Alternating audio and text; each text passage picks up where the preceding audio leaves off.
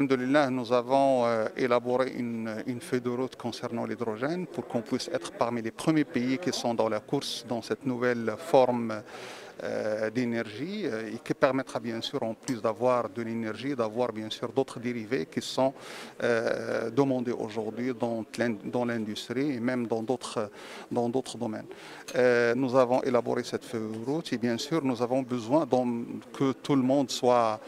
impliqué dans cette nouvelle dynamique qui est lancée,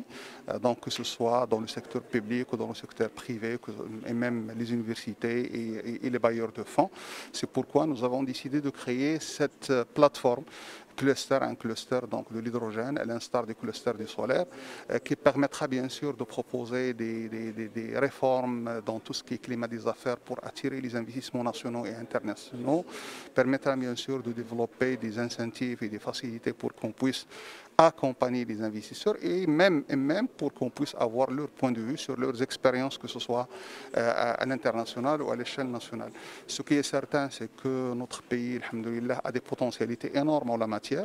en plus de la stabilité politique, du climat des affaires, la position géostratégique. Nous avons deux grands ingrédients qui militent en faveur du développement de l'hydrogène. Le premier, c'est bien sûr le coût des énergies renouvelables qui est comparativement à l'international qui est très accessible, qui est très bas et qui permettra bien sûr d'avoir à la fin un coût qui est acceptable pour l'hydrogène. Deuxièmement, c'est que nous avons, alhamdoulilah, de l'hydraulique à l'abondance, surtout tout ce qui est marine, et qui permettra bien sûr d'avoir, comme j'ai dit, d'utiliser les technologies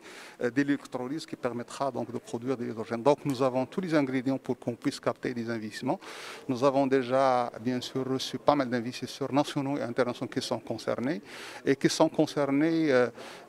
plus particulièrement par les provinces du Sud, parce que là où il y a un vrai potentiel en énergie renouvelable, surtout le potentiel éolien, et dans un futur proche, Inch'Allah, tout ce qui est énergie marine. Donc tous les ingrédients sont là pour qu'on puisse développer, si vous voulez, implémenter cette dynamique. Donc nous avons besoin de ce cluster pour qu'on puisse se concerter et avoir cette convergence entre les différentes parties prenantes.